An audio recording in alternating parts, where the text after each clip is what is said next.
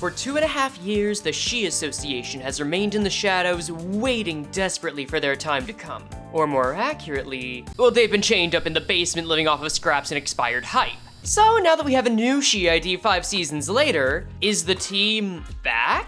No, absolutely not. Wait, what do you think this is, Uptype 5? But don't hold that against this new Faust ID. She's actually looking pretty good and still fits into this assassination playstyle. The real question is, should you get her?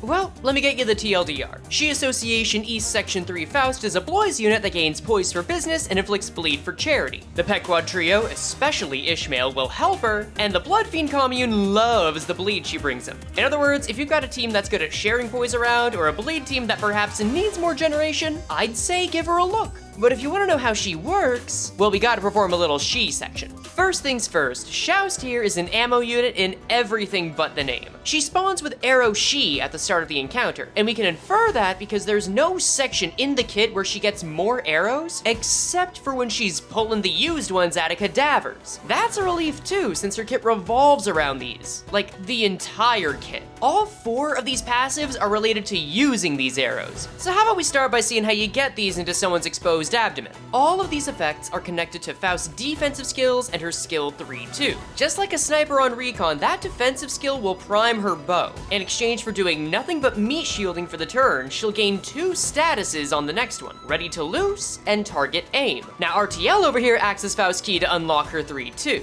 And that means, yeah, you can use that sucker starting on turn too, but the method of unlock is what's interesting. Normally an alt skill will act by replacing an existing skill of the same rank. The resident hater of the arts manager Dawn's the best example of this, but bowblade Bonnie over here will just have that unlock, turning any leftmost skill, not just the skill 3, into the ult. It's guaranteed. The only incentive you have to replace the skill 3 specifically is that you get better buffs the higher rank of the skill you use. You'll get extra damage and base power from replacing a skill 1, and skill 3 and 2 will get that with extra coin power, with the skill 3 getting more. The skill also keeps its sin affinity, so even if this sucker looks orange on the surface, the arrow is only aroused 1/6 of the time. RTL also comes with the bonus of stagger threshold negation, meaning that while she stays on the defensive, Faust is entirely focused and can't be staggered by regular means. And when I say on the defensive, that's like Yu-Gi-Oh card sideways defensive. She can't use assist attack with RTL, and you will lose the status if you equip an ego or after using any offensive skill. In other words, she keeps this until you attack. Simple as. Then there's the second status, target aim. If RTL's the key to her best skill, then target aim is the value of the house. The more you have, the better launching that arrow feels. And how do you get more?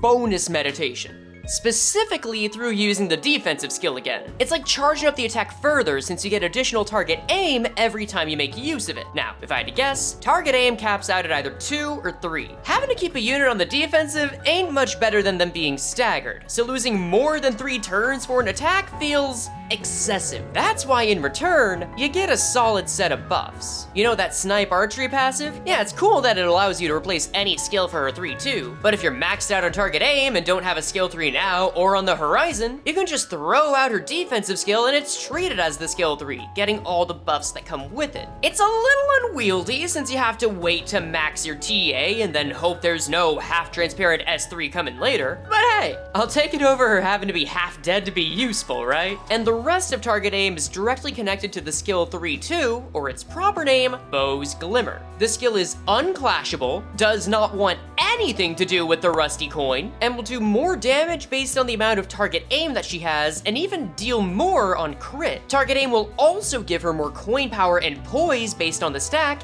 and she'll get more base power if she already had enough poise before using it. Put all that together, and target aim's primary effect is to buff the hell out of this skill. And for my lunacy, I'd want these buffs to get a ton of damage on top of what we're already getting. Like, this move's gonna sap her of all of her target aim, RTL, and even some of her poise for good measure. So I'm just saying, we'd need 200 total damage up at minimum for this to be acceptable, 300% for it to be good, and 400% for it to feel truly rewarding to get max target aim. And if 400 sounds like a lot, may I direct you to my dear friend and terrible former roommate, Encorprioshu, cause honey, that is precedent. Like her, this unit wants to strike a solo target with Bow's Glimmer because it works works with the other two statuses in this kit. Faust will inflict Lodged Arrow into anyone that's hit with this move. So if you need more convincing that bloodfiends would love her, here's Exhibit A. Lodged Arrow will have the victim gain bleed potency equal to the stack, and that stack will also influence the amount of defense level drop, and will add some fragile on top if you got enough. And since they've decided to make this a stack-based effect, we know that Archer Faust here is meant to stack these onto the same enemy for the greatest result. It's PM's oh-so subtle way of saying that this idea is really good when your team's against one of those end bosses or an abnormality. But on the chance you have to use this on a multi-enemy team, Faust will get the arrows back if the enemy dies, phase changes, or retreats. Just keep in mind that the arrows aren't infinite, so you're playing a little risky if you shine that bow's glimmer on several enemies. Now, if we're gonna guess exactly how many she has,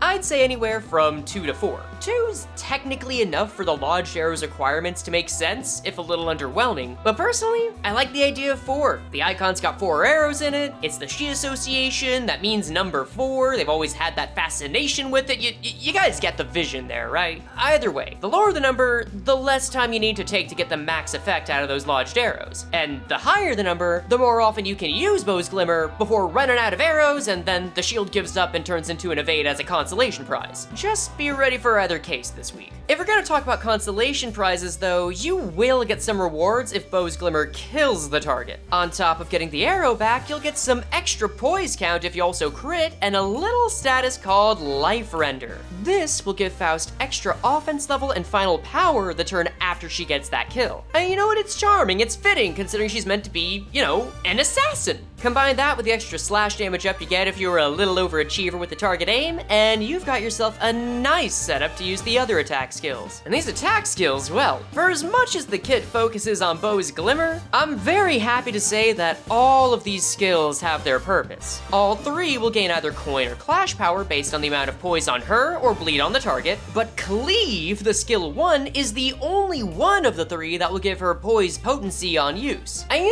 know, maybe that sounds mundane, but if you couple that with her passive Shi no Yumi, she'll gain poise count every time that she gains poise potency. In other words, the skill you see most often is the skill that will be most reliable for poise P&C generation. And it'll inflict some bleed on hit. This move will gain clash power if you're on your Blois game, extra damage for the amount of poise you got, will give you some count for consistency, and then gets an extra damage buff based on the amount of arrow Shi you've used. And sure, the coins give bleed potency and count and poise on hit, whatever. What I find more interesting is that both this skill 2 and skill 3 have this damage buff based on the amount of arrows she's used. That means that even if the half jacket hero here, great trip by the way, uses up all of her arrows, you've got half of your skills still scaled up to try and get them back. And what can I say? I like that. It means you're rewarded by swapping between Brain Rate Windrod and actually playing the game. Blessed be, we've got options. The last of which are the skill 3, Glimmering Bow, not to be confused with Bow's Glimmer. And this one is a beaut. 4 coins, coin power from Blois, and the imported skill 2 buffs on arrows spent,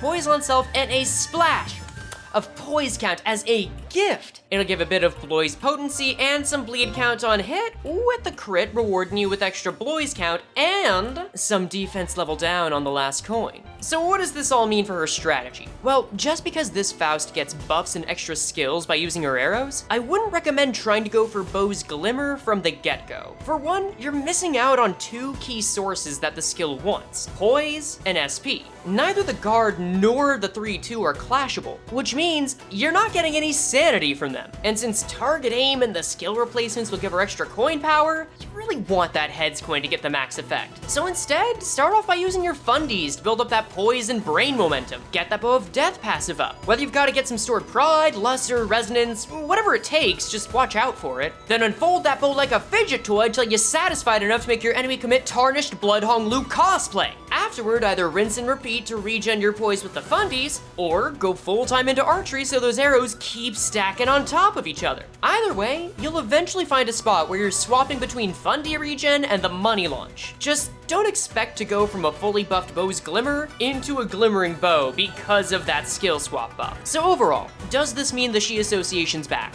Well, that depends. Is your mom back if your dad remarried?